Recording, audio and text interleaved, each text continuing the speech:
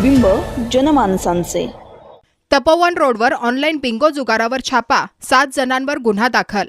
अहिल्यानगर शहरातील तपोवन रोड परिसरात सुरू असलेल्या ऑनलाईन जुगार अड्ड्यावर स्थानिक गुन्हे शाखेने मोठी कारवाई केली आहे।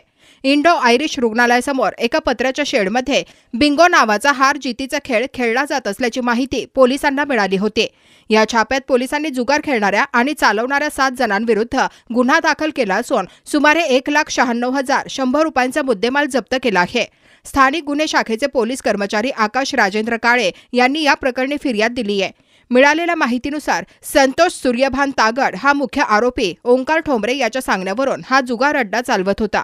पोलिसांनी छापा टाकला तेव्हा संतोष तागडसह संतोष फनसे, राहुल फनसे, पुष्कर पाषाण आणि कांचा उर्फ महावीर कोंडेकर हे जागीच जुगार खेळताना मिळून आले।